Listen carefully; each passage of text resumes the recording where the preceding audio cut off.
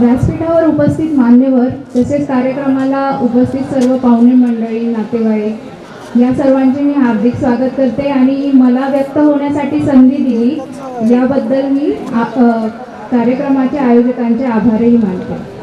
सेवानिवृत्तीचा क्षण नाही, शुभेच्छांचा सण आहे. पाऊल बाहेर पडताना रेंगाळणारं मन आहे. निरोपाच्या क्षणी एका डोळ्यात आसू आणि एका डोळ्यात हसू आहे.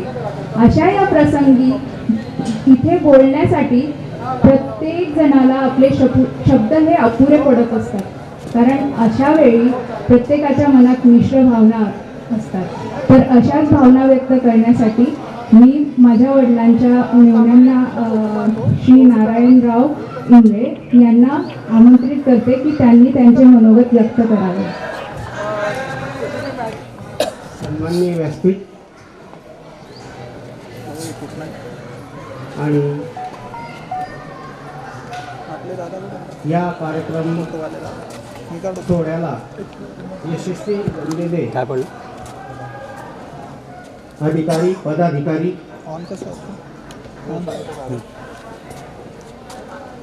अण्णांचे सहकारी,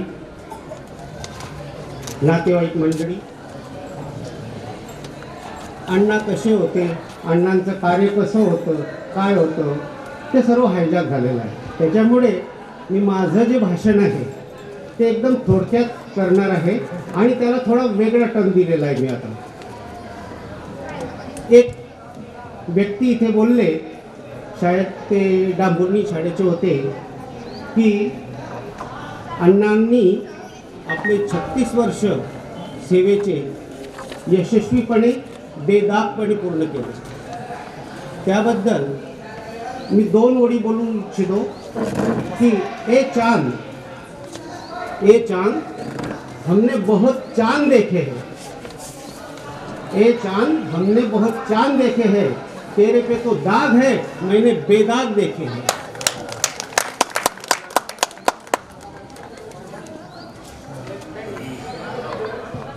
अण्णांनी जे आपल्या कार्यक्षेत्रामध्ये जो कार्याचा ठसा उमटवलेला आहे तो इथे आपणास चांगल्या प्रकारे ऐकायला मिळालेला आहे.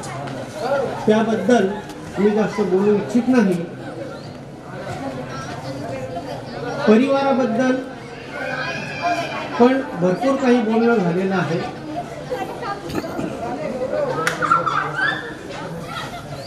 सर्वात महत्त्वाचं म्हणजे एक गायकवाड साहेब इथे बोलले की ते आंतरिक आनंद असतो, तो आनंद अण्णा उपभोगत आहे. त्यांनी दोघी पातळ्यांवर आपली सेवा आणि आपला परिवार दोघी पातळ्यांवर समर्थपणे आपली भूमिका पार पाडलेली आहे.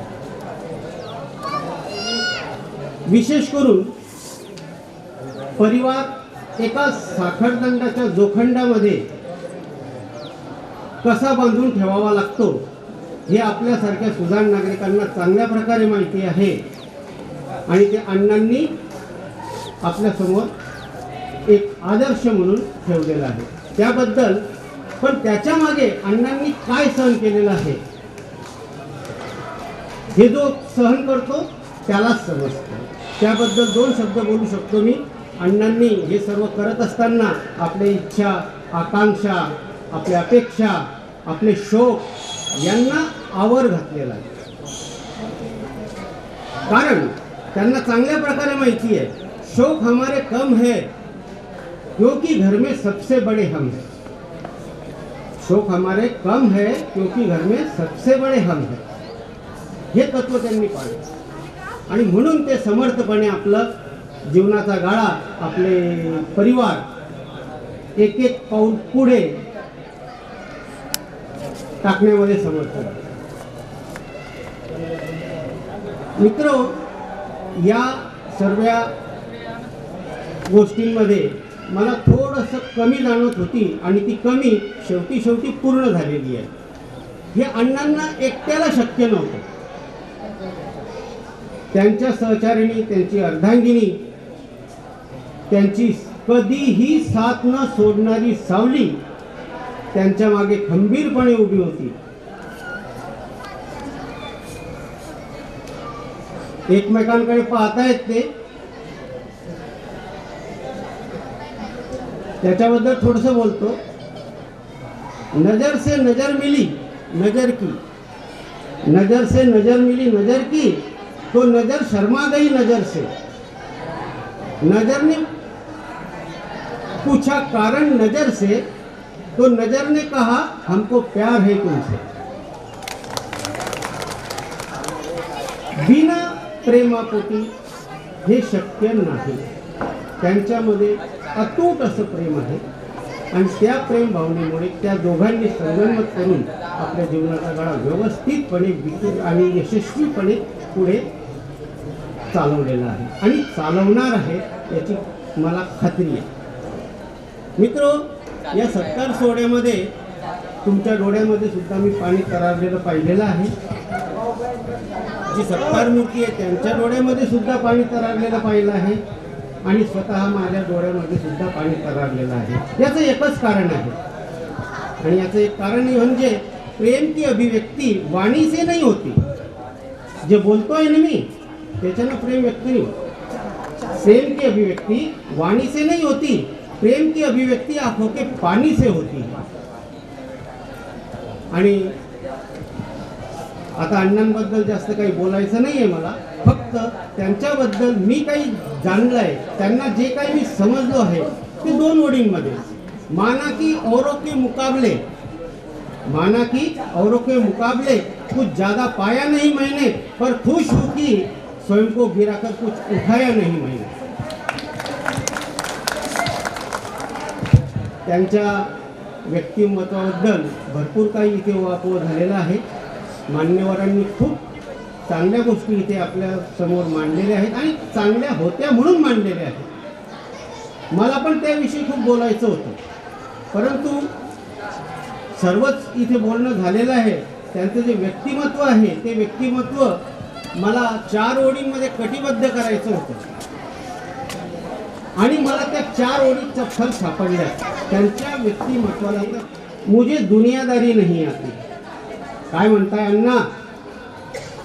अण्णा बोलताय, इस फरेबी दुनिया में मुझे दुनियादारी नहीं आती, झूठ को सच साबित करने की कलाकारी नहीं आती, सुर्खियों में बने रहने की मुझे चाटुकारी नहीं आती, जिसमें सिर्फ मेरा हित हो मुझे वो समझदारी नहीं आती, शायद मैं इसलिए पीछे हूँ मुझे ऐसी होशियारी नहीं आती, बेशक लोग ना समझे मेरी वफादारी, मगर यारो मुझे गद्दारी नहीं आती. हे झालं अण्णांविषयी. आता अण्णांना माझी काही विनंती माझा सूचना आहे. चाहे जिधर से गुजरिए मीठी सी हलचल मचा दीजिए, चाहे जिधर से गुजरिए मीठी सी हलचल मचा दीजिए. उम्र का हर एक दौर मजेदार है, अपनी उम्र का मजा लीजिए. जिंदा दिल रहिए जनाब, ये चेहरे पर उदासी कैसी, वक्त तो बीत ही रहा है, उम्र की ऐसी की तैसी. आहे त्या परिवाराकडून सुद्धा मी इथे काही 2 अपेक्षा ठेवलेल्या आहेत, विशेष करून मुलांकडनं. हा सर्व कार्यक्रमाचं इथे जे आयोजक आहेत त्यांना श्रेय जातं, परंतु त्या मागे त्यांच्या मी आता मागे सांगितलं मुलांनी या कार्यक्रमाच्या आयोजनामध्ये त्यांना त्यांच्या पसंतीचा मुलांनी ड्रेस घेऊन दिलेला आहे. मान्य आहे. त्याच्यातून ही सूचना मिळते की अण्णा तुम्ही भरपूर काही केलेलं आहे, आता आम्हाला सुद्धा करू द्या. चांगली गोष्ट आहे, आनंदाची गोष्ट आहे आणि आम्हाला हेच पाहिजे. आमची ओळख आम्ही करून ठेवलेली आहे. आता याच्यानंतरची ओळख म्हणजे तुम्ही मुलं. त्या मुलांकडून माझी एकच अपेक्षा आहे की तुम्ही त्यांची सेवा करा अथवा नका करा, करता हे फारच अभिमानास्पद आहे. पण त्याच्या पुढे जाऊन सांगतो, त्यांची सेवा करा अथवा नका करा, परंतु अपमान करू नका. चांगलं जाऊ. अशीच अण्णांची उन्नती दिवसेंदिवस होत राहो. एवढं बोलून मी माझे 2 शब्द संपवतो. जय हिंद, जय महाराष्ट्र. माझ्या वडिलांची सहचारिणी माझी आई रंजना सोनवणे. व्यासपीठावर उपस्थित मान्यवर व कार्यक्रमाला उपस्थित असलेल्या पाहुण्यांना माझा नमस्कार. रिटायरमेंट म्हणजे एक फ्रीडम असते. मला आशा आहे की यापूर्वी आपल्याकडे वेळ नसलेल्या गोष्टी करण्याचा आपण आनंद घ्यावा. नवा गंध नवा आनंद निर्माण करीत प्रत्येक क्षण यावा. नव्या सुखांनी नव्या वैभवांनी आनंद द्विगुणित व्हावा. अशा माझ्या आयुष्याच्या जोडीदाराला सेवानिवृत्तीच्या खूप खूप शुभेच्छा.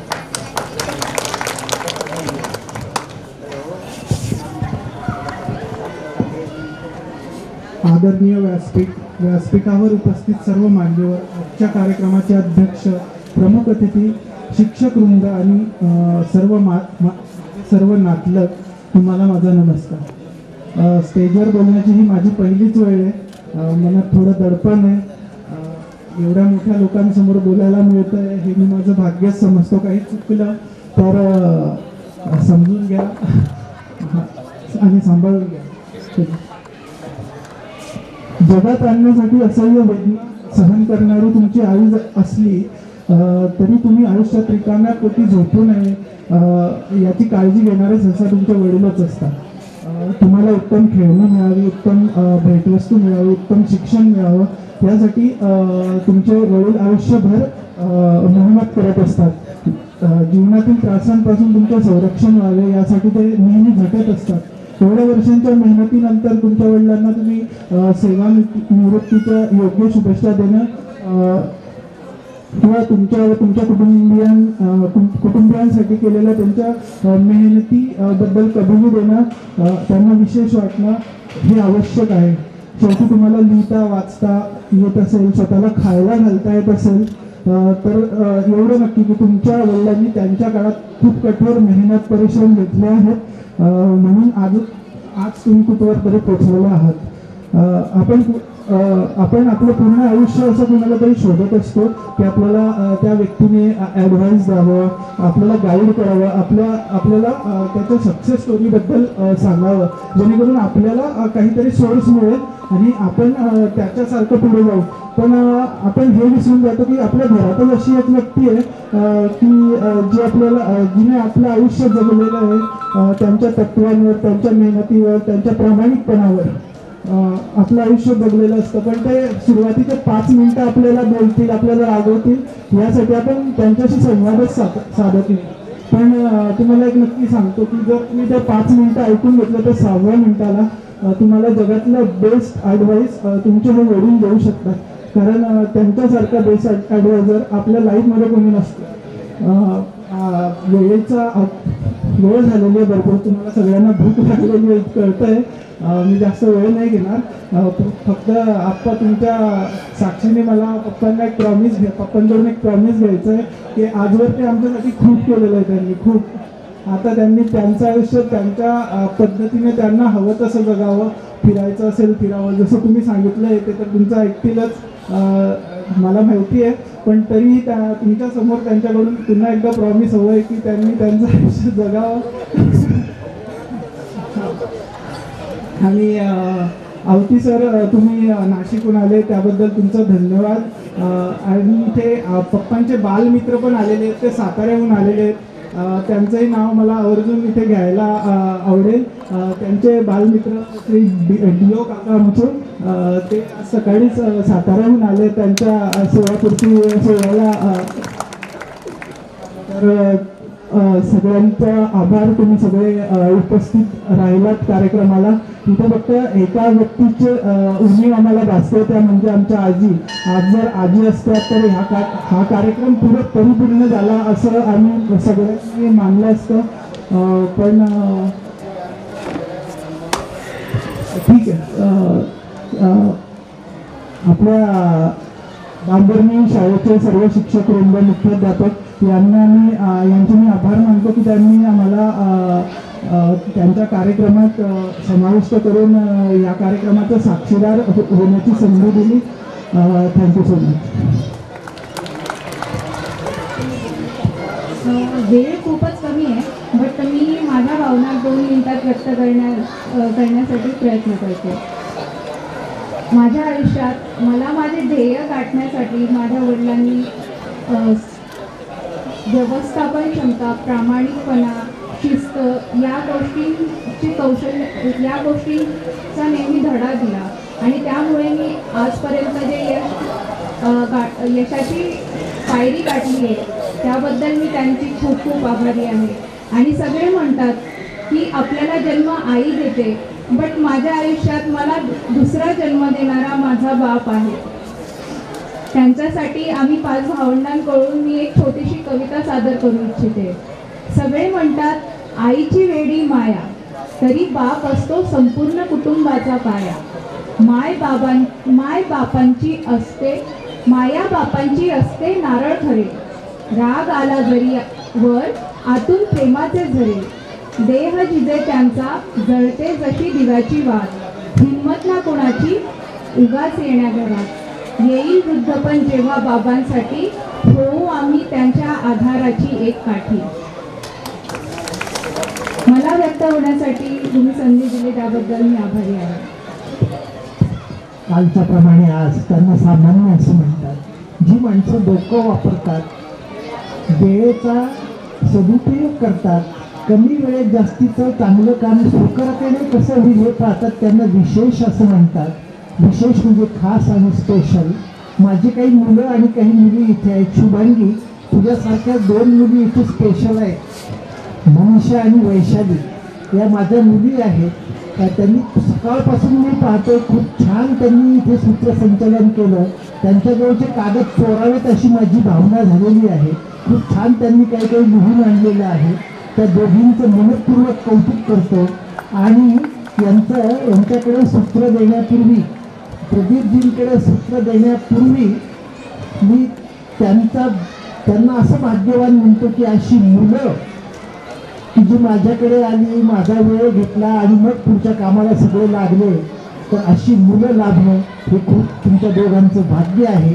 तुमच्या दोघांचं मी कौतुक करतो आणि तुम्ही सत्काराला उत्तर द्यावं. आपल्याला भूक लागली असं वाटतं मला.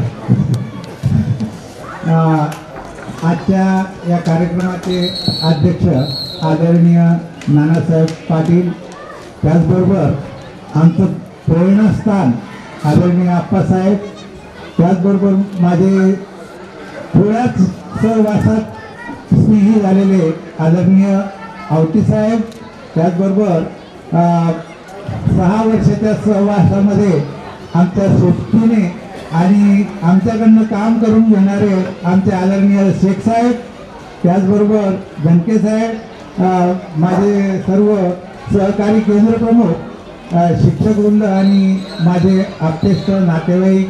आताच जणांचा मी पहिल्यांदा ऋण व्यक्त करतो की त्यांनी माझ्या मुलांच्या आणि आमच्या समूह साधन केंद्राच्या सर्व शिक्षकांच्या विनंतीस मान देऊन आपण इथे उपस्थित झाला.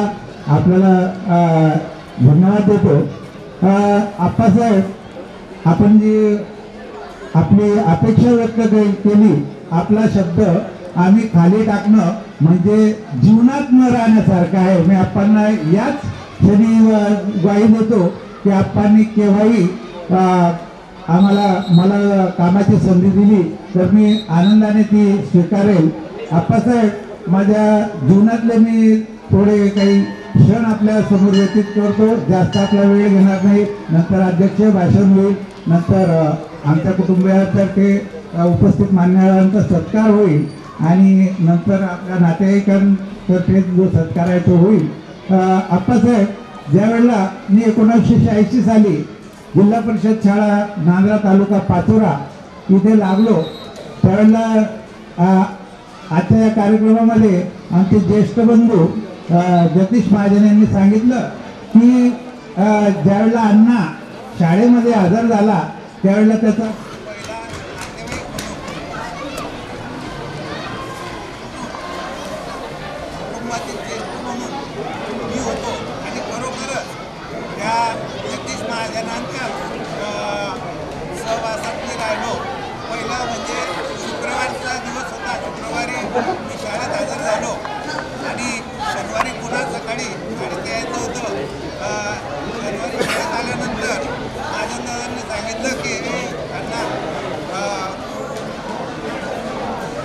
जळगावला यायचं आहे, आपण सोबत जाऊ. मी कुरंगीला राहतो, माझ्या सोबत चल. आणि त्यांच्या घरी ते मला घेऊन गेले. आमच्या वहिनी साहेबांनी त्यावेळेला मटकीची भाजी बनवली होती.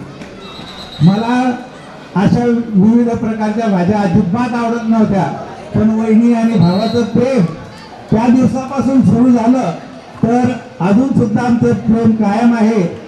एक वेळेला मी म्हणेल की आमच्या भावाने जरी मला नाही सांगितलं की आज काय आहे, पण माझे जी मुलं आहेत अमोल आणि सचिन, हे त्याच्या आईकडनं विचारून यायचे, आणि काका हा डबा राहू द्या, आमच्या घरी चला, आज मटण केलंय. म्हणजे असं इतकं प्रेम. आणि शनिवारी सकाळची शाळा असायची, मुख्याध्यापक एकदम स्ट्रिक्ट होते, त्यामुळे त्यावेळेला ते असलेले मुख्याध्यापक हे आज सुद्धा मला मार्गदर्शक वाटतात. त्यावेळेला ते वाईट वाटायचे, पण त्यांनी आम्हाला वेळेचं बंधन शिकवलं. आणि अशा प्रकारे स्नेहभावना ही या महाजन सरांपासून सुरू झाली.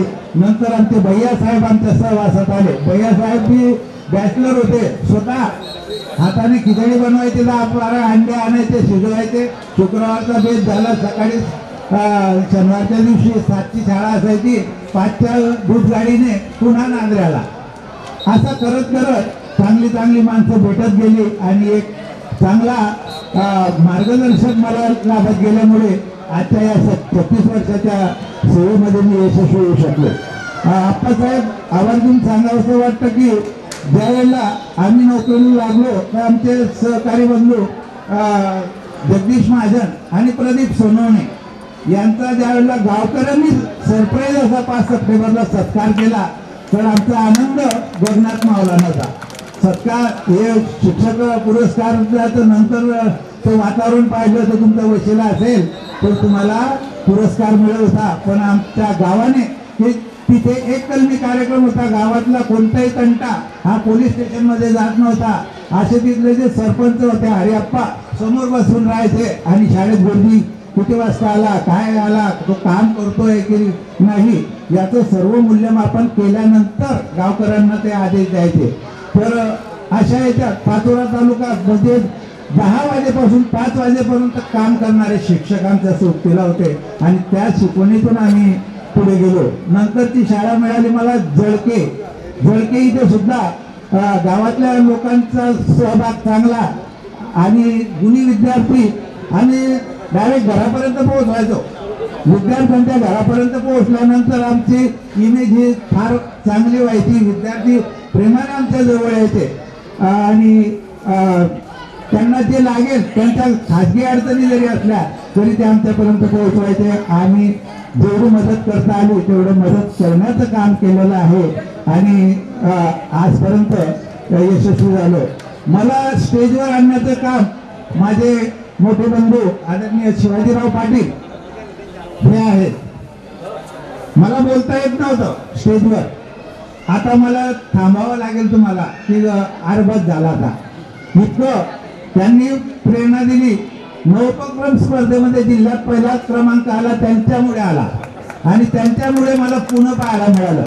पुण्याला ज्या वेळेला मी प्रशिक्षणाला गेलो त्यावेळेला विविध जिल्ह्यातले जे शिक्षक होते त्या स्पर्धेमध्ये यशस्वी झालेले, त्या शिक्षकांकडे पाहिल्यानंतर मला वाटायचं की आपण कुठेच नाही, तर अशी प्रशिक्षण आपण आली पाहिजे. आणि म्हणून त्यानंतर डाएटशी संबंध आल्यानंतर सर्व प्रशिक्षणामध्ये माझी आगेकूच झाली.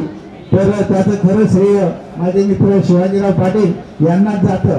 केव्हाही कुणाच्याही मदतीला धावून येणारे हे माझे 2 सहकारी मित्र आहेत की कुटुंबात कोणताही कठीण प्रसंग येऊ, आर्थिक परिस्थिती नसली, पण ती जी मदत आहे या माणसांनी मला दिलेली आहे.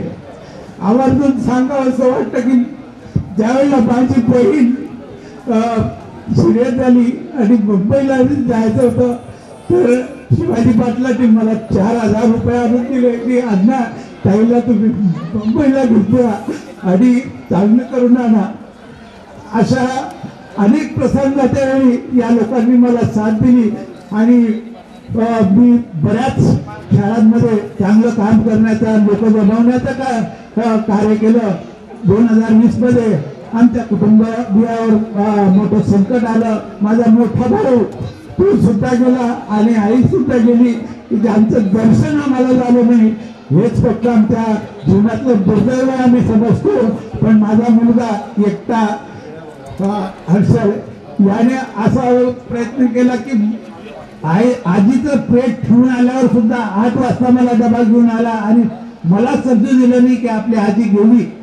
इतकं त्याने लहान वयामध्ये जे कार्य केलं ते एक माझ्या कर्तृत्वाची पावती असं मी मानतो. आणि मला बरीच काही संधी मिळाली. आपण सर्वांनी जे प्रेम दिलं त्याबद्दल मी तुमचं ऋण व्यक्त करतो.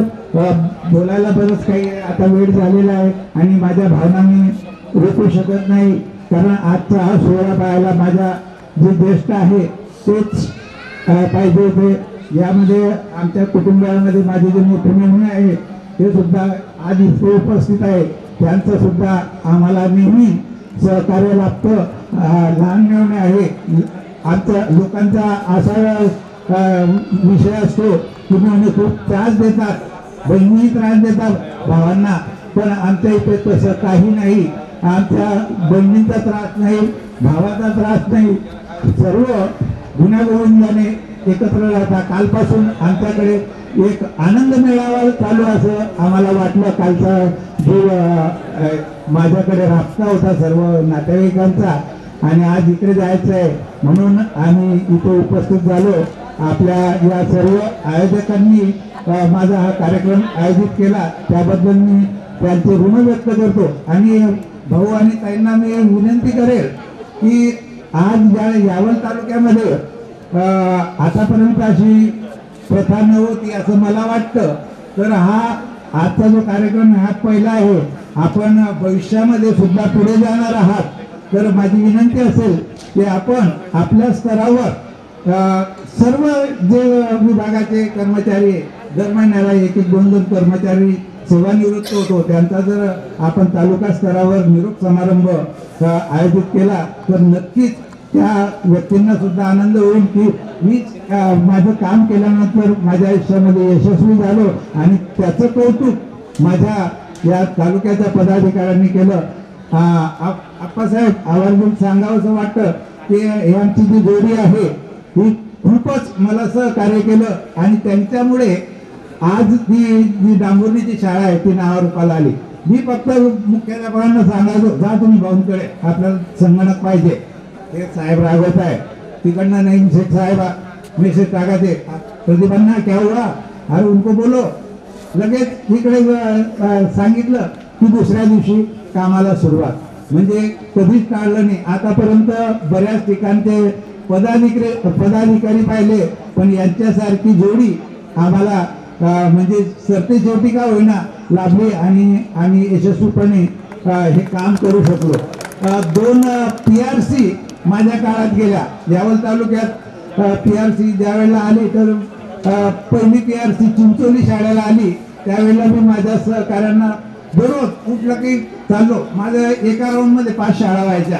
तर त्या सर्वच मुख्याध्यापकांना मी गोड बोलून मार्गदर्शन करून वेळ प्रसंगी रागवून सर्व जे आवश्यक बाबी आहेत त्या पूर्ण करून घेतलेल्या होत्या. आणि त्यामुळे त्या 2 PRC मध्ये सुद्धा दुसरी PRC डांबुर्णी गावात आली. त्यावेळेला सभापती महोदय आणि कुलजीत भाऊ हे तिथे उपस्थित असल्यामुळे काही जास्त आमच्यावर ताशेरे ओढले गेले नाही. आम्ही सर्व व्यवस्थित करून ठेवलेलं होतं. ज्यावेळेला आम्ही आमच्या सहकाऱ्यांनी अशी छाप पाडली की जे पदाधिकाऱ्यांनी एंट्री केली तर मला तरी कदाचित वाटतं की यावल तालुक्यामध्ये आमच्या भगिनींनी त्या येणाऱ्या पाहुण्यांचं औक्षण करून स्वागत केल्यावर आमचा वेगळाच ठसा निर्माण झाला आणि आमच्या भगिनींना 100 रुपये मिळाले. ते काही खर्च केले नाही त्यांनी माझ्यासाठी असं.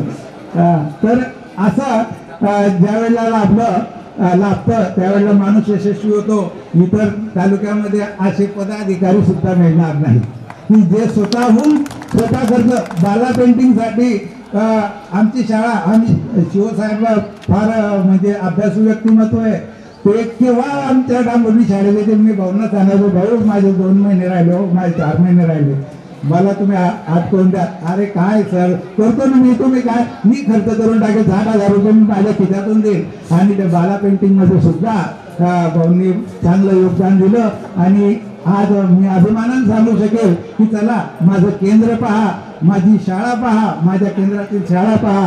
हे केव्हा अभिमानाने सांगू शकेल की ज्यावेळेला मी काही केलं आहे, माझ्या सहकार्याने मला मदत केली आहे, त्याबद्दल मी भाऊंचं सुद्धा ऋण व्यक्त करतो. नानासाहेबांनी त्यांचं रिझर्वेशन आजचं होतं, पण आमचे सहकारी बंधू ठाकूर सर, प्रमोद सोनार सर हे गेले, नानांना सांगितलं की बाबा आपल्या शाळेमध्ये आमच्या सहकारी बंधूचा निरोप समारंभ आहे, तिथं राहील. आज जवळजवळ 3 तासापासून नाना शांत बसले, सर्वांना ऐकून घेत आहे.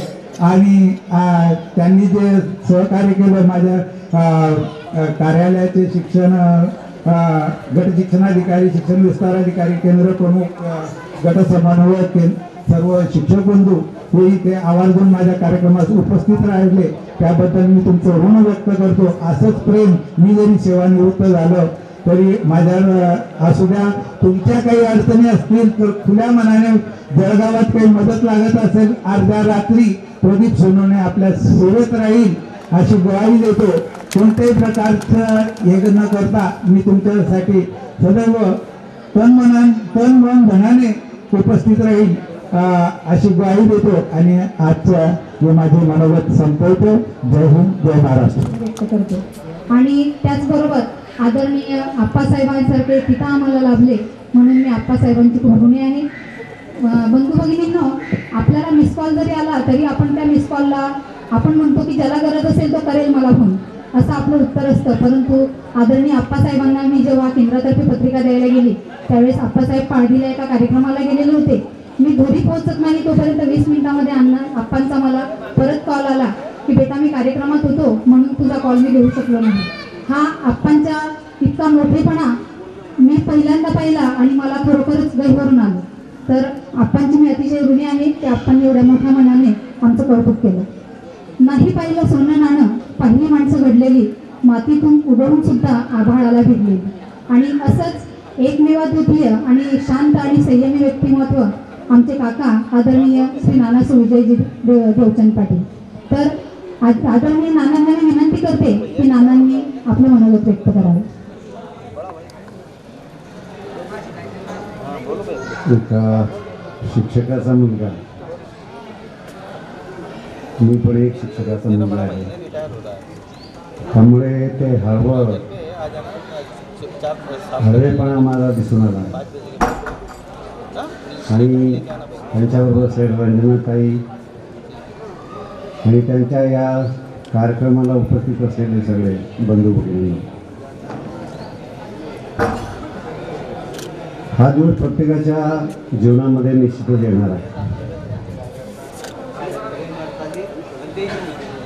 अण्णांना मी एक सांगेल की ते सेवानिवृत्त झालेलं नाही, त्यांचं फील्ड चेंज झालेलं आहे. आपलं जे एज्युकेशन डिपार्टमेंट आहे त्याच्यात अजून काही चांगलं करता येईल का हे त्यांनी आपल्या रिटायरमेंटनंतर करावं असं मला त्यांना सूचित करावं असं वाटतं.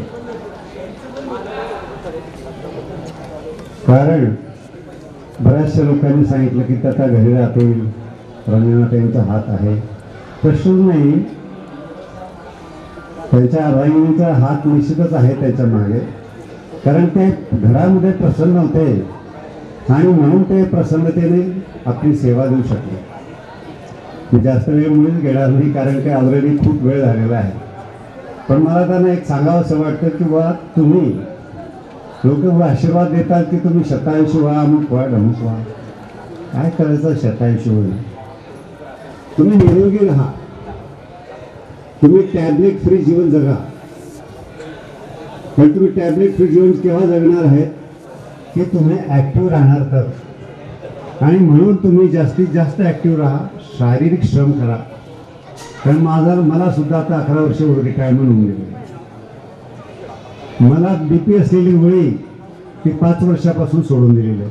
त्याला कारण एकच आहे की सकाळी 6:30 वाजेपासून संध्याकाळी 6:30 वाजेपर्यंत मी शेतात मस्ती करतो. अगदी सगळ्यांकडे बघतो, अगदी प्राण्यांकडे बघतो, पक्ष्यांकडे बघतो आणि त्यांच्याबरोबर काम करत राहतो. आणि आता मोबाईलमध्ये यूट्यूब असतो, त्याच्यामध्ये भगवंताचं आपलं लावून टाकायचं आणि आपलं काम करत राहायचं. तर माझी गोळी केव्हा गेली मलाच कळलं नाही. त्यामुळे मी आता टॅबलेट फ्री घेऊन जगतो आहे. नाही तर आराम करा कारण काय बरेचसे लोक काय विचार करतात किंवा मी एवढे 60-50 वर्ष काम केलं आहे, 36 वर्ष काम केलं, आता मला आराम करू द्या. तर ताई, यांना आराम करू द्यायचा नाही, मेहरबानी करू. यांना ॲक्टिव्ह ठेवायचं. फक्त काय भाजीपाला घेऊन या वगैरे वांगडणे सांगायचे त्यांना सगळे कामं करायला सांगायचे आणि जास्तीत जास्त सोशल कामामध्ये त्यांना इन्व्हॉल्व होऊ द्या. कारण नाही तर काय होतं की इथे अमुक वस्तू ठेवली त्या का उचलली, ढमुक वस्तू ठेवली त्या का उचलली. जे रिटायर्ड मंडळीचे खूप असे प्रॉब्लेम आजकाल सुरू झालेले आहेत. त्यामुळे ते बाजूला ठेवा आणि त्यांना मोकळं करा. मोकळं करताना मी त्यांना सांगेन, एज्युकेशन डिपार्टमेंटमध्ये मला खूप त्रुटी आढळतात. माझ्या शाळेमध्ये काही जरी त्रुटी असतील त्यांनी जरूर सांगाव्या, ओपनली सांगाव्या. त्या दुसऱ्या मिनिटाला पूर्तता करण्याचा मी प्रयत्न करेन आणि 100% करेन.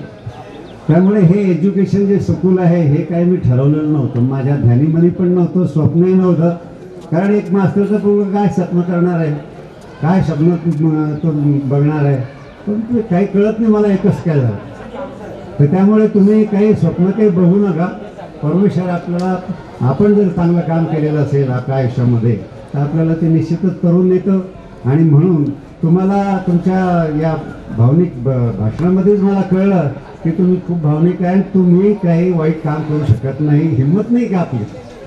कारण मला पण आमच्या स्टाफला विचार, तुम्ही परत भाषण करता तुम्हाला रडू होतं, कारण ते प्रसंग तसे असतात. आणि आप्पासाहेबांसारखे लोक आणि एवढं उपस्थिती आणि सगळ्यांनी ज्या गोष्टी सांगितलं तुम्हाला ऐकला मी, तर त्याच्यामुळे तुमची महती मला समजली. आणि त्यामुळे तुम्हाला पुढचं आयुष्य निरोगी जावं आणि तुम्हाला कसल्याही प्रकारचा त्रास न हो. प्रत्येकाच्या जीवनामध्ये हे वाईट प्रसंग येणारच आहेत आणि त्याला फेस करण्याची ताकद परमेश्वर तुम्हाला देवो. एवढं बोलून मी माझे 2 शब्द संपवतो. जय हिंद, जय महाराष्ट्र. उपस्थित असलेले व्यासपीठावरील सर्व मान्यवर यांचा आमच्या परिवारातर्फे सन्मान करण्यासाठी मी माझे काका सुनील सोनवणे आणि काकू सीमा सोनवणे यांना आमंत्रित करते.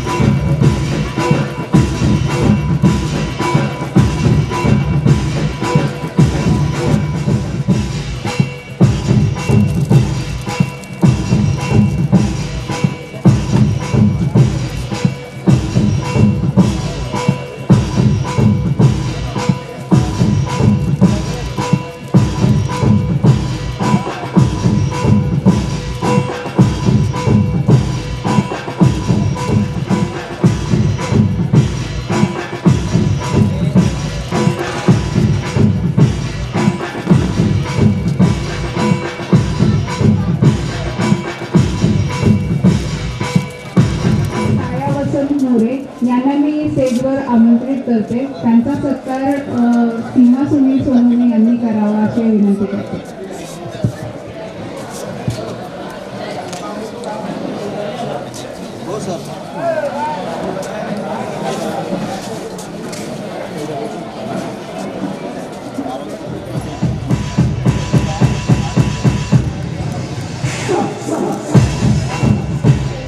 ओंकार मिस्त्री यांना सुद्धा मी स्टेजवर आमंत्रित करते सत्कारासाठी.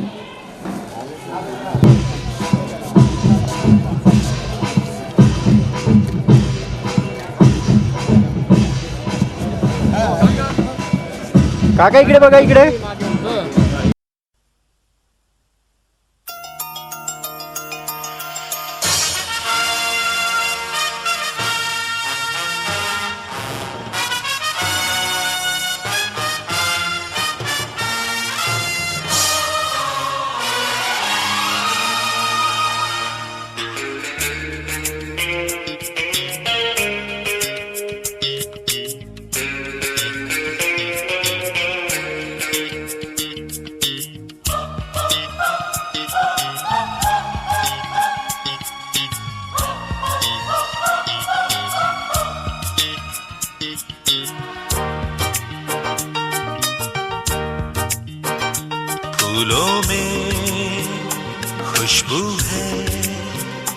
इस दिल में एक तू है, जन्मों के साथी हम साथ साथ हैं, जन्मों के साथी हम साथ साथ हैं। नैनों में ज्योति है, सीपी में मोती है, जन्मों के साथी हम साथ साथ हैं, जन्मों के साथी हम साथ साथ हैं।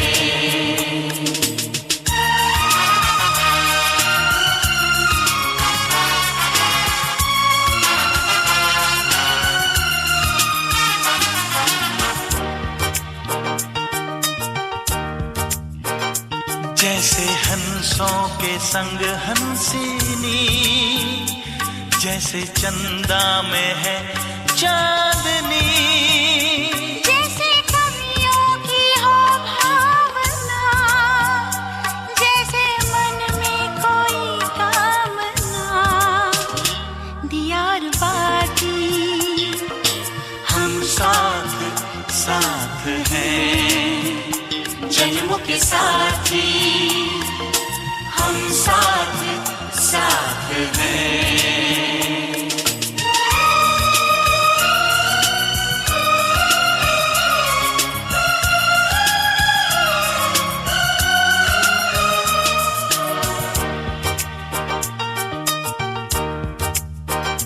जैसे आँखों में हो शोखियाँ, जैसे होठों पे हो सुर्खियाँ, जैसे सावन में छावे जिया, जैसे सजनी के संग हो पिया, दियार बाती हम साथ साथ है, जन्मों के साथी हम साथ साथ हैं। फूलों में खुशबू है, इस दिल में एक तू है, जन्मों के साथी हम साथ साथ हैं, जन्मों के साथी हम साथ साथ हैं।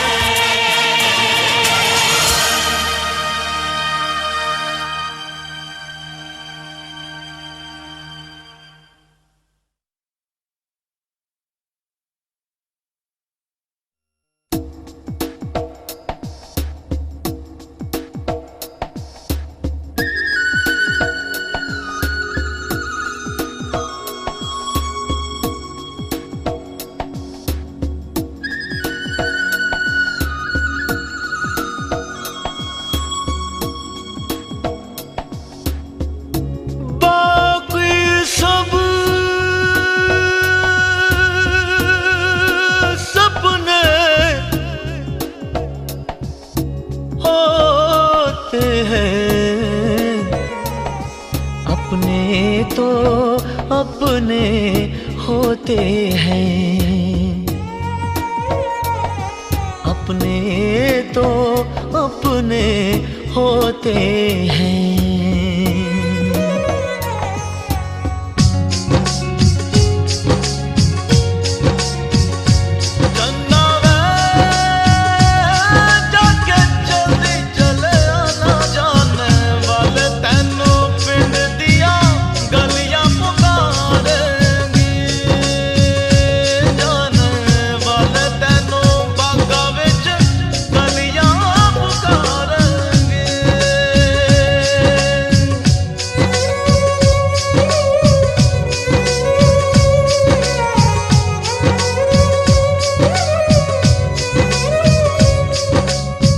मुझसे तेरा मोह न छूटे, दिल ने बनाए कितने बहाने, दो जा कोई क्या पहचाने, जो तन लागे सो तन जाने। बीते गुजरे लम्हों की सारी बातें तड़पाती है, दिल की सुर्ख दीवारों पे बस यादें ही रह जाती है। बाकी सब सपने होते हैं, अपने तो अपने होते हैं, अपने तो अपने होते हैं।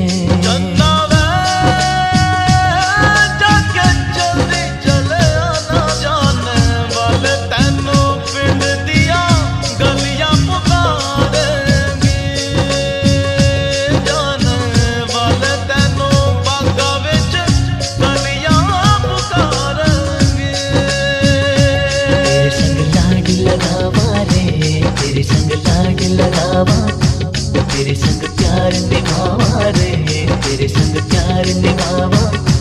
तेरे संग लाड लगावा वे, तेरे संग लाड लगावा, तेरे संग प्यार निभावा वे, तेरे संग प्यार निभावा।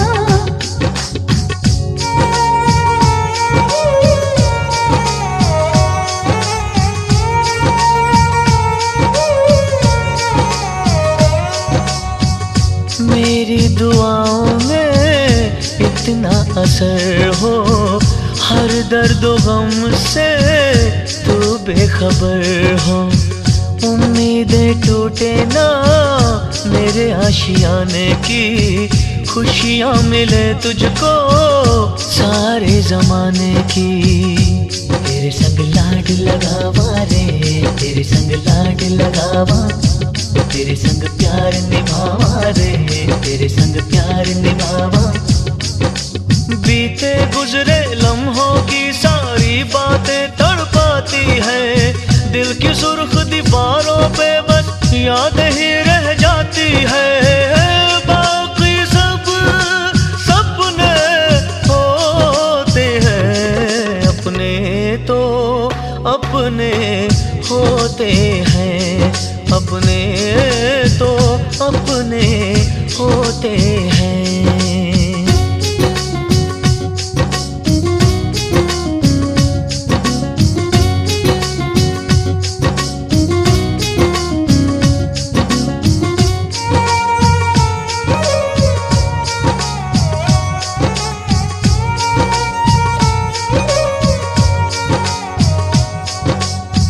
तेरी मेरी राहों में चाहे दूरियां हैं, इन फासलों में भी नजदीकियां हैं।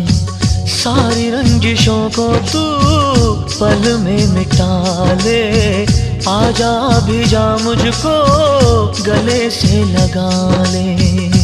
तेरे संग लाड लगावा रे, तेरे संग लाड लगावा, तेरे संग प्यार निभावा रे, तेरे संग प्यार निभावा। बीते गुजरे लम्हों की सारी बातें तड़पाती है, दिल की सुर्ख दीवारों पे बस यादें ही रह जाती है।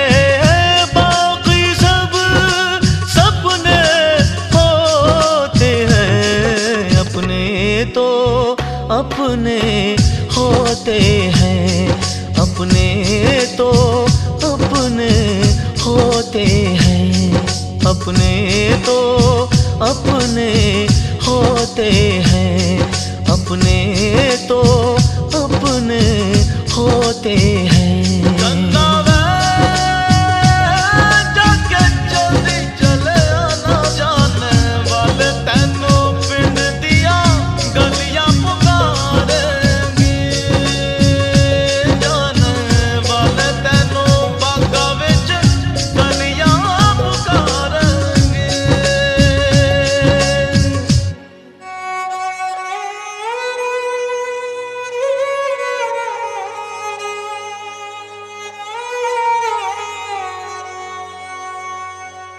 अपने तो अपने होते हैं।